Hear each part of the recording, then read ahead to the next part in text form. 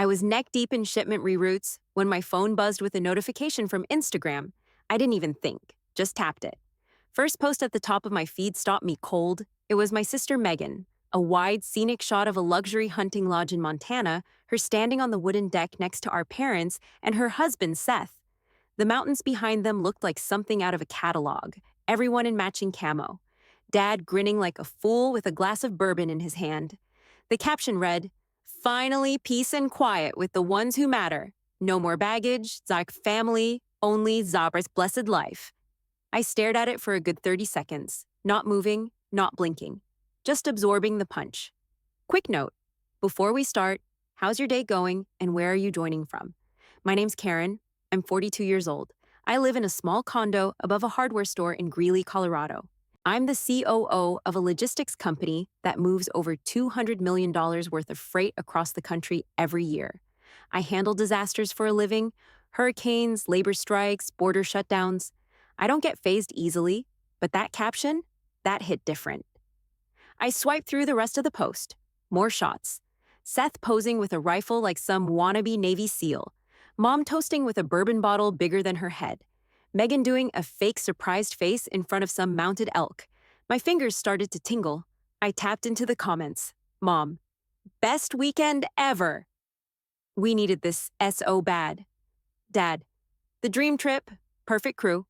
Seth, no dead weight, best trip ever. I almost dropped my phone. I wasn't mad yet. I was past that. Just hollow. Looks like a blast, I typed under the post. No emoji, no heart, just 5 words. Then I closed the app and opened my company's internal system. The lodge? I recognized the name. I knew the layout. Hell, I'd routed the furniture shipment last year myself. It was part of a boutique portfolio owned through one of our side holdings. I'd signed the acquisition report. I didn't hesitate. Under guest conduct monitoring, I flagged the Winters family reservation, cited concerns of disruptive guest behavior, and tagged it for investigation. Clicked submit. Then I closed my laptop, sat back in my chair, and listened to the silence of my upstairs condo. The hum of the fridge, the creak of the pipes, the heater clicking on below me. Nobody around, no family trip, no camo jacket, just me. And they'd just made a very stupid mistake. The phone rang at 6:30 a.m. I'd barely slept, but I knew who it was before I picked up. "Karen, thank God you're awake." My mom's voice was frantic, practically vibrating through the receiver. "We need help. We've been kicked out of the lodge." I sat up, rubbing my eyes. "What do you mean, kicked out?" I asked, trying to sound confused but not too concerned. "They said our reservation's been revoked. We don't know why, Karen. We don't know what happened. They just told us to pack up and leave." She sounded like she was on the verge of tears. In the background, I could hear Megan crying, loud, shaky sobs, and Seth's voice yelling. I couldn't make out the words, but it was clear things were falling apart. I took a slow breath, leaned back in my chair, and sipped my cold coffee. That's odd. Maybe they had to cancel the reservation for some reason? I feigned ignorance. They said it was a system alert, but everything's so weird. No one's explaining anything clearly. Her voice trembled. "You have to do something. Can't you pull some strings?" "Mom," I said, keeping my voice even, "it's prime hunting season, right? Try another resort. I'm sure there's something available." "Everything's booked." "We're stuck, Karen." She sounded like she might break. I opened my laptop, the screen blinking awake in the dim morning light. I didn't need to go digging. I already knew what was in the system. But I opened the dashboard anyway. There it was. The Winters family flagged under guest behavior violation. I kept the phone to my ear with my shoulder as I checked the date. The flag was live. "Everything's booked, huh?" I said, clicking through the guest reports, letting the silence stretch between us. Maybe they could try one of those lodges on the other side of the park, or... A text popped up from Megan, and I read it out loud before thinking, "What the hell, Karen? This is a computer glitch. Get it fixed." I typed back, "That's wild. Hope it gets sorted." "Karen, do you understand how serious this is?" My mom continued, still sounding desperate. "Megan's really upset. Seth's about to lose it. I don't know what we're going to do." I took a moment, then exhaled, trying to sound calm. "You'll figure it out, Mom. It's not the end of the world." After a long pause, she said, "Karen, can you help us out? We need to find a new place, and fast. We're looking at $55,000 for a replacement lodge. I could feel the weight of the number in my gut, but I didn't let it show. I don't have that kind of money, I said, my voice flat. There was a long silence on the other end of the line. Well, Mom started again, voice dropping to a lower, almost defeated tone. Maybe you could ask your boss for a loan? I froze. The words hit me like a slap, but I didn't let my face betray anything. My boss? I repeated. You mean my company? I stared at my company's leadership page, the familiar photo of me listed as COO right at the top. Yeah, your company. Her voice was small, like she wasn't sure what she was asking. You're doing well now, right? You can help us out. I took another sip of coffee, holding my phone to my ear. So, let me get this straight. You need 55 grand to fix your mess, and you think I can just call up the boss and ask for a loan? There was a shift on the other end of the phone, a subtle click of hesitation. You know, maybe you could. She trailed off, like she was looking for a way to get out of it. Why weren't you invited on this trip, Karen? The question hung there, sudden, sharp. I could feel the familiar anger building in my chest. I pushed it down. You mean, why wasn't I invited on the family vacation? I asked, not sure if I was ready for the answer. Well, it's just that Megan and Seth are so stressed with their lives right now. You know how she's been with everything? And you've got your own situation too. We didn't think. Situation? I echoed, letting the word hang in the air. You're talking about my job, aren't you? You think I've got some unstable career? Is that what you've been telling people? I didn't mean it like that, she started, stumbling over her words. It's just, Megan's been having a hard time, and we didn't want to make it worse. I couldn't hold back the frustration anymore. So, I'm not part of the family anymore because I've got my own thing going on? Her voice tightened. Karen, please don't take it like that. It's just been hard for everyone. I laughed bitterly, cutting her off. Yeah, it sure looks like it. You know, you all could have asked, but I guess I'm just too much of a screw-up to matter. There was a long pause. The phone crackled in the quiet. Finally, I said, I'll see what I can do about your reservation. But I'm not calling in favors for a family who can't even be honest with me. And with that, I hung up. I stared at my phone after the call ended, the weight of everything pressing down on me. My hands shook for a second, then steadied. No more of this. No more feeling small or apologizing for things that weren't my fault. I shoved my phone aside and leaned back in my chair, but my mind was already miles away. Last Christmas, I could practically feel the sting all over again. Megan had been all smiles, sitting next to Seth at the dinner table, the two of them like the picture-perfect couple. Mom and Dad beaming, caught up in the holiday cheer, totally oblivious to how the whole thing made me feel like a ghost in the room. I had barely gotten through my first sentence about the new project I was managing at work before Megan cut me off. Oh, Karen, that sounds nice, but I can't imagine how you handle so many gig jobs like that. She smirked like it was a joke, but I could hear the judgment under her breath. Seth, always ready to chime in with some bullshit, had added, Yeah, I mean, how's the old Civic holding up? Still got the bumper sticker that says, free candy? They laughed, like they always did. Like I was the joke. I was so used to it, but it still sucked the air out of the room. I had tried to change the topic, told them about the company's new expansion into Canada. I was COO now, a leader of one of the largest logistics firms in the country, but Megan didn't even let me finish. That's great, Karen, but listen to this, she interrupted, leaning in close to Seth, who was nodding like a puppy. We've booked this amazing vacation to Montana in February, the perfect getaway, right? I'll be posting all the pics. And that was that. The conversation was over. She moved on like I wasn't even there. I closed my eyes now, blocking out the memory, and dialed my executive assistant, Rachel. She picked up after 2 rings, her voice always a bit too perky for my mood.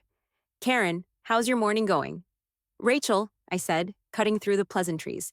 Can you pull the guest behavior logs for the Winters family at the Montana Lodge? I need everything. Complaints, staff interactions, the works. There was a pause. Rachel knew when something was up, but I didn't have the energy to explain. Sure thing, Karen. Give me a minute. I stared at the screen, tapping my fingers, waiting. The room felt too quiet, like I was about to do something I couldn't take back. Rachel came back on the line. Here's what I've got so far. Multiple noise complaints, especially around the bar area. Drunken behavior after hours. Seth was reportedly hitting on the front desk staff and getting handsy with one of the servers. Megan wrote some really harsh reviews while she was still checked in about the lodge, the staff, even the food. I felt my jaw tighten. This was worse than I'd thought. Anything else? I asked, though I already knew what the answer would be. The staff was prepping to escalate before the system flag hit. They said things had gotten tense, and they were about to step in when the alert came through. I ran a hand through my hair, trying to steady myself. So it wasn't just me. I hadn't caused this. It had been inevitable. I'd just hit the fast-forward button. Thanks, Rachel, I said, my voice tight. Keep me updated if anything else comes through. After I hung up, I leaned back in my chair, my mind racing. Part of me wanted to gloat, to feel vindicated. But that was hollow. I didn't want to be right. Megan and Seth had been acting like they owned the place, like the rules didn't apply to them. And now, because they thought they could get away with everything, I'd had to clean up their mess. I thought about what Megan said in that post. No more baggage, as if I was some burden, as if I didn't have the right to be angry, but honestly, I was done being the joke, done being the family punching bag. I picked up my phone, swiping to Megan's contact. I could almost feel her irritation through the screen. Karen, what's going on with this? I don't understand why they'd kick us out. I stared at the text, then typed out a reply. That's wild. Hope it gets sorted.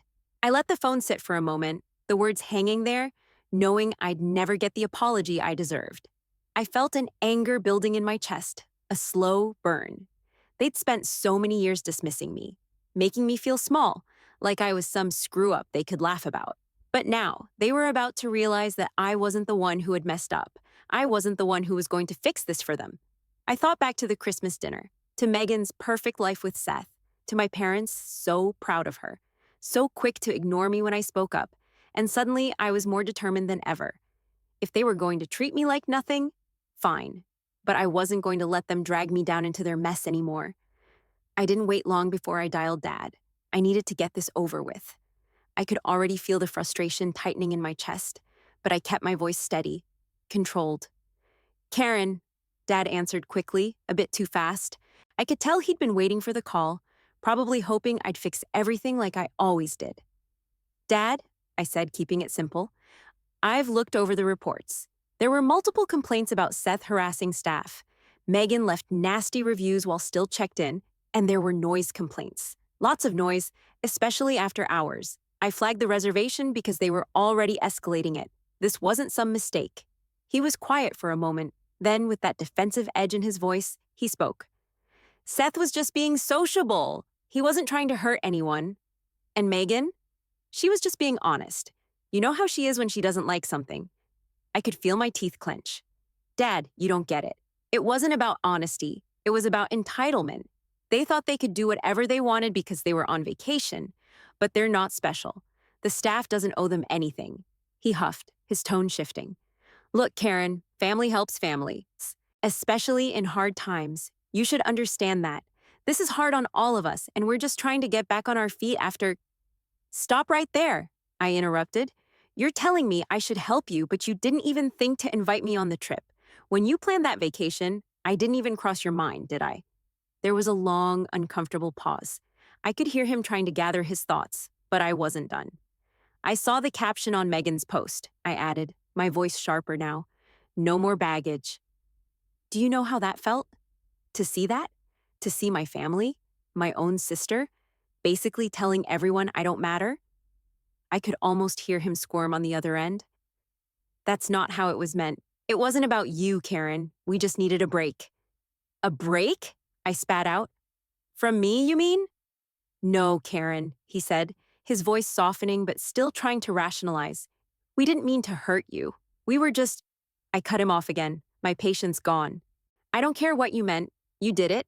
And now you're acting shocked because your little vacation blew up in your faces? You're all acting like the rules don't apply to you, and I'm supposed to clean it up? I was shaking, and I had to force myself to take a breath. He didn't get it. He'd never get it. You know what? I'm not bailing you out this time, I said, my voice hard. I'm not giving you $55,000 for a last-minute lodge or fixing your mess. This is on you, not me. There was silence for a beat. Karen, please, he pleaded. I don't know what you want me to do. This is family. We're asking for your help. Maybe family shouldn't just be about asking for help when it's convenient for you, I snapped. You can't just use me when it suits you and then act like I'm invisible when it doesn't. I'm sorry, Karen, he said, and I could hear the defeat in his voice. I didn't mean for you to feel like this. I couldn't hold it in anymore. I let out a harsh laugh. Yeah, well, your actions speak louder than your words, don't they? I ended the call then, not waiting for any more excuses. I didn't need them. A few minutes later, I saw Megan's Instagram story flash up on my screen. She was slamming the lodge, blaming them for ruining her family's vacation, complaining about horrible customer service, and throwing out vague accusations of mistreatment. The caption was full of venom, laced with the same entitled attitude I'd just spent an hour fighting against. I didn't hesitate. I screen grabbed the story, forwarded it to the company's legal team, and hit send. Let them deal with it. I wasn't the family's scapegoat anymore. This mess was theirs to fix. The call came in just after I forwarded Megan's Instagram story to the legal team. I saw the name flash across my phone screen, Montana Lodge Manager, and I knew what was coming. I answered quickly, not giving myself time to brace for it.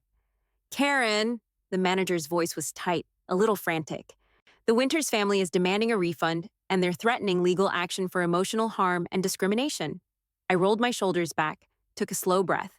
Okay, secure all documentation, emails, text messages, everything, and make sure all future communication goes through our legal department. There was a slight pause on the other end, but they're asking for you specifically. They think you can fix this? Let me be clear, I interrupted, cutting him off. This is a legal matter now. Don't engage with them unless absolutely necessary. Just get me the paperwork and we'll handle the rest. Got it, he said, still a little hesitant, but I wasn't in the mood for hesitation. I could feel the tension in the air. This was bigger than just family drama now.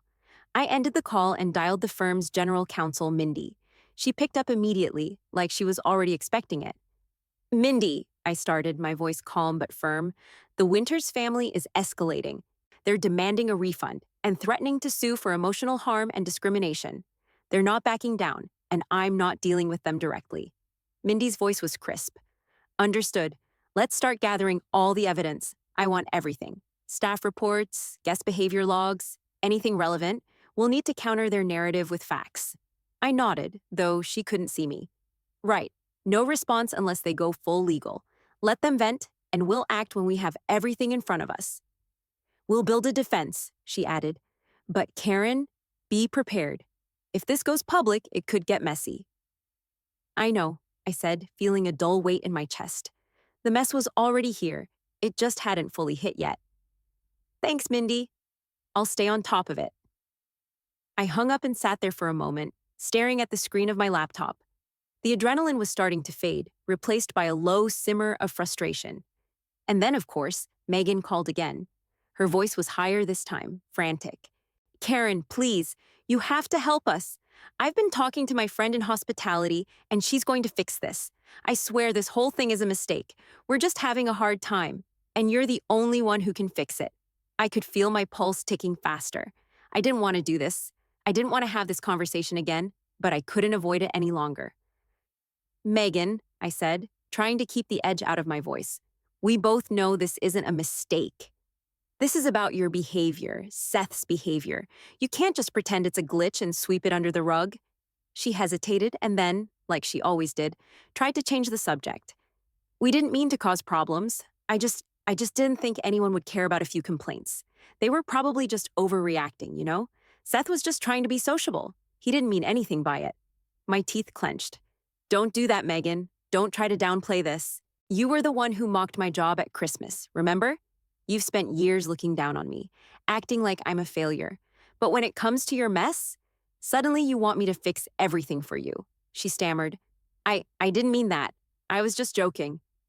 No, I snapped, the words coming out faster than I intended. You weren't joking. You and Seth have been doing this for years, acting like I'm nothing, like I'm just the screw-up. But guess what? You're the ones who messed up this time, not me. Megan's voice trembled. Karen, please, I need you to help me fix this. My friend is... I didn't let her finish. No, Megan, I said, my voice cold, final. You weren't kicked out by some stranger. You were kicked out of my lodge.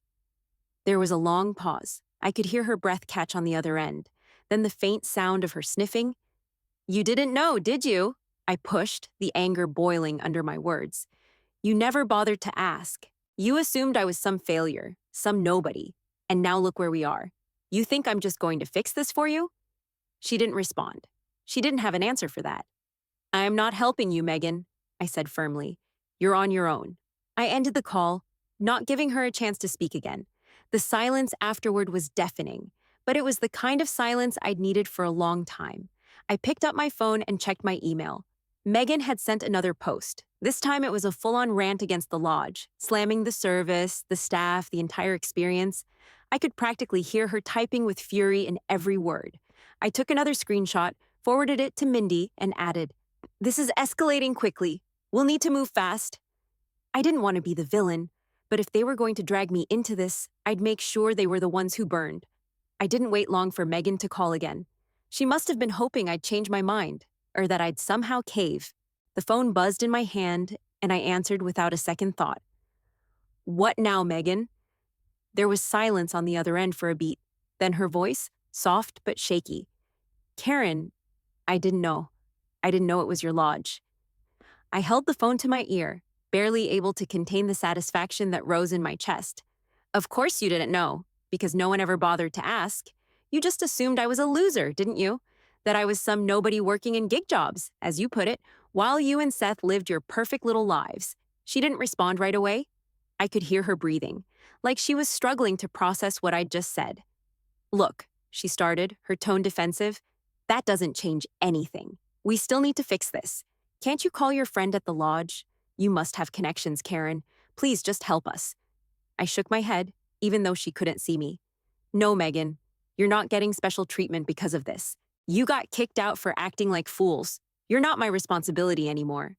Not after the way you've treated me." "Karen, I didn't mean—" "Save it," I interrupted. I could feel the words leaving my mouth like a slow burn. "You think this is some mistake, but I've read the reports. I know exactly what happened. Seth was drunk, hitting on the front desk staff. Megan, you wrote scathing reviews while you were still checked in, while you were getting a full-paid experience, mind you. And then the noise complaints? The entire lodge was complaining about you guys partying until 3 a.m. There was a long silence. Megan didn't have an answer, and for the first time in a long while, I felt like I was finally getting through. But it wasn't enough. I wasn't letting her off the hook this time. "You know," I said, keeping my voice steady, "this wasn't just some bad luck. You weren't just unlucky enough to run into a bad experience. You acted like you were above everyone else, like the rules didn't apply to you, and now you're upset that it blew up in your face? That's rich," she sniffed, her voice cracking. "I'm sorry, Karen. I really am. I didn't know it would get this bad. I didn't mean for any of it to happen." I could feel the guilt in her words, but I wasn't giving her an easy out. "You don't get to apologize after everything. You need to take responsibility. If you really want to fix this, you're going to start by deleting all those posts. Every single one. The lodge, the staff, everything. And then you're going to publicly apologize, not just for your behavior, but for dragging me into your mess." I can't just," she stuttered, but I wasn't listening. "I'm not asking you, Megan," I said firmly. "You're going to delete them, and you're going to tell everyone the truth, that you acted like entitled idiots, and that this whole thing could have been avoided if you hadn't assumed the world owed you something."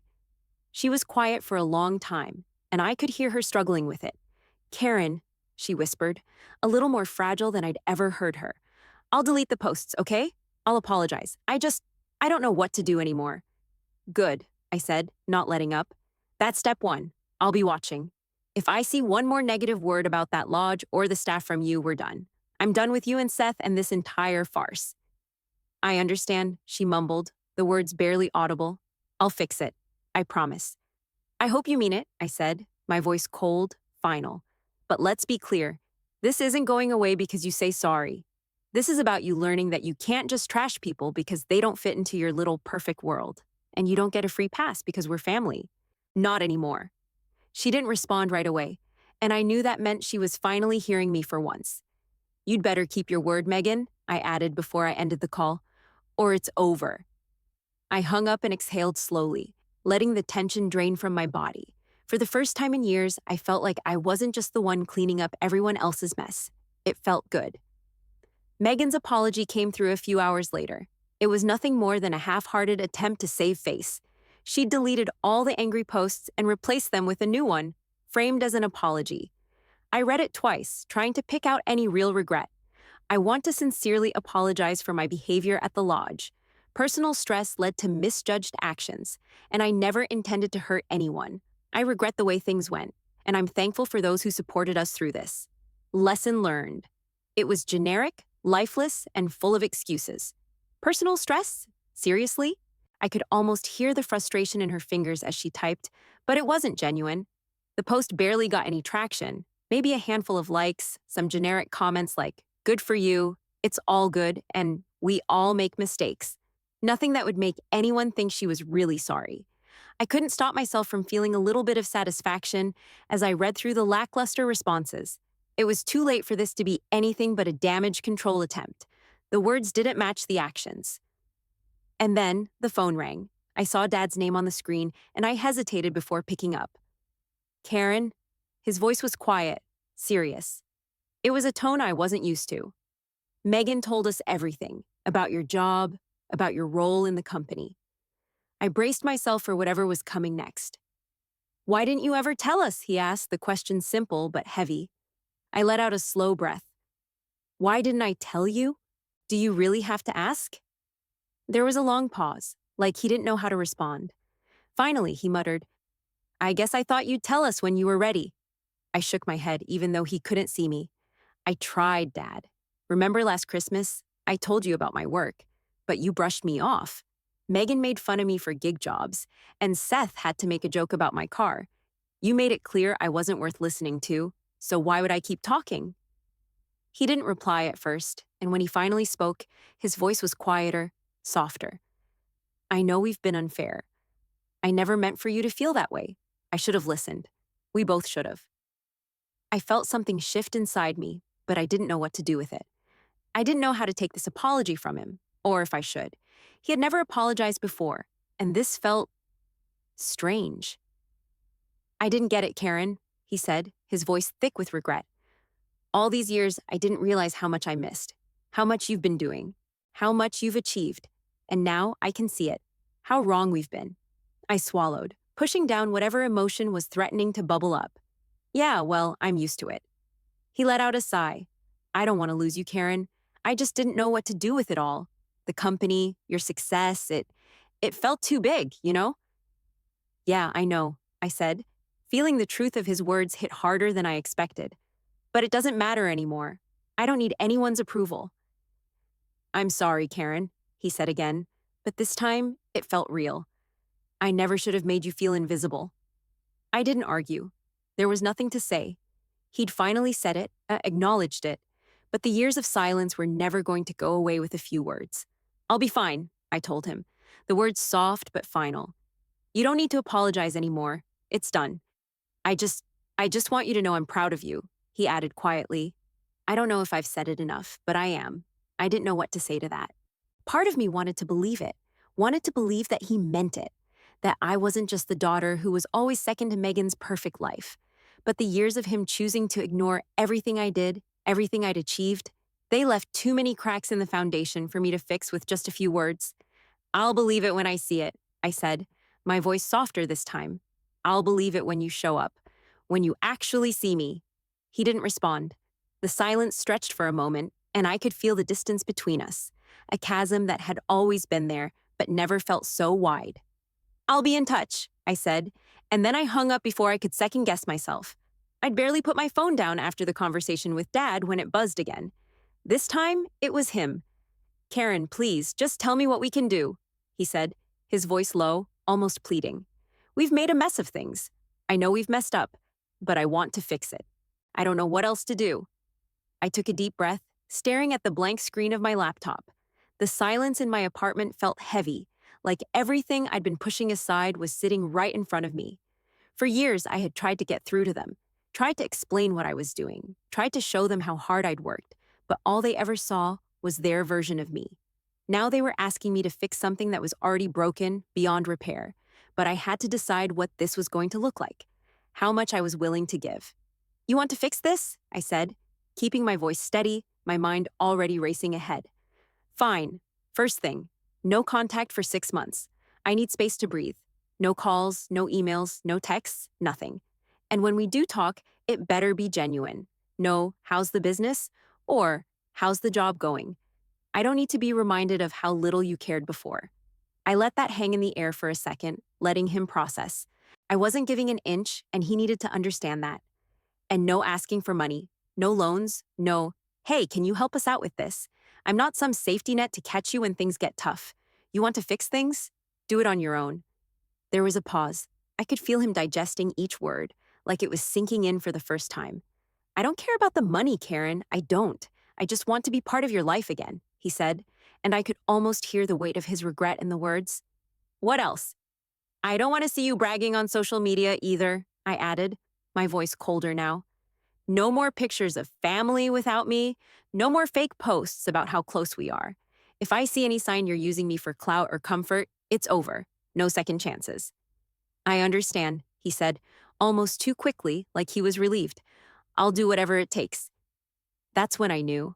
He was more desperate to fix this than I had given him credit for, but it didn't make me feel better. It made me feel hollow, like I was some last resort solution for a family that hadn't figured out how to treat me until they realized they had no other option. I'm serious, Dad. If this is going to work, it has to be on my terms. Not because you feel guilty, not because you think you should. I've spent my whole life chasing your approval, and I'm done. He didn't say anything for a moment. I knew he was processing. I could almost hear him rethinking everything he had ever done, wondering if it was all too late. But there was nothing more I could give him. I'll follow your terms, he finally said. 6 months. No contact unless it's real. Good, I replied, already feeling the weight of the conversation lift off my shoulders. We'll see where we stand then. We hung up, and I sat there for a long moment, letting the silence wash over me. Part of me wanted to believe that things could actually change. But part of me knew that, no matter what I did or how hard I worked, I'd never be good enough for them.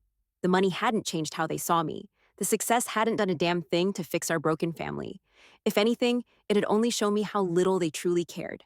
How little they ever saw me. They didn't respect me, and they never would. I turned my phone off, letting the screen go dark. I didn't need any distractions. I didn't need to look back. I focused back on the laptop in front of me, opening up the reports for the Canadian expansion. The numbers, the logistics, the data, these were things I could control. These were things that actually mattered. For the first time in a long time, I felt like I could breathe. I wasn't fixing anything for them, but I could damn sure build something for myself. 3 weeks after the call with Dad, I found an envelope on my doorstep. It wasn't anything special at first glance, just a standard white envelope, the kind you get bills in. But something about it felt different. I hadn't heard from my mom since that night we talked about boundaries. I opened it slowly, not sure what to expect. Inside was a handwritten letter, her familiar script looping on the page. Karen, it began, I know it's been a while since we've spoken, and I'm not asking for anything in return, but I need you to know how deeply sorry I am for how I've treated you. For years, I've been blind to everything you've done and everything you've become. I can't change that, but I want to rebuild what we've lost, not as your mother who only sees your title, but as your mother who wants to be there for her daughter. There was more, but the words blurred after that. She wasn't asking for forgiveness. She wasn't offering money. She was just apologizing for the first time in my life. My throat tightened, and for a second, I almost couldn't breathe. At the bottom of the letter, she tucked in a photo, an old one. It was from my high school graduation. I was standing there in my cap and gown, smiling awkwardly, while Megan and Seth stood by my side. My parents were behind me, looking proud. It felt like another lifetime. I put the letter down slowly and just stared at the photo. There was so much I had shoved away, so many things I had buried. But for the first time, I felt something like hope creeping in. Maybe it wasn't too late to fix this. Maybe we could find some kind of way back. 6 months passed after that letter. My parents kept their word. No calls, no pressure. They respected the silence. And honestly, I think it gave us all space to breathe. Even Megan had stayed quiet, which felt like a strange relief. Then one day, I got a call from Dad. He asked if I'd be willing to meet them for dinner, just the three of us, no expectations. I thought about it for a minute, then said yes. Dinner was low-key and awkward, just like I knew it would be. We talked about small stuff. Mom's new garden, Dad's retirement plans, my trip to Saskatchewan. The conversation was peppered with pauses, moments where we all seemed unsure how to act, like we were all trying to figure out how to be a family again. But it wasn't bad. It wasn't perfect, but it felt like something real, something honest. By the end of the night, we'd agreed to try again, taking it slow. And for the first time in a long time, I didn't feel like I was just playing the role of the good daughter. Christmas came a few months later, and I found a card from Megan in my mailbox. She didn't call or text, just sent a simple card with a short note inside. I hope someday I earn a second chance. I stared at it for a while before slipping it into a drawer. I didn't know what to do with it yet, but I wasn't ready to throw it away. A year passed. Things were still fragile between us, but there was progress. And then one day, on a whim, I bought a small hunting lodge in Vermont. Not for business, not for expansion, just for family. I named it Deadweight Cabin. It felt right, like I could finally take control of something that wasn't tainted by all the mess.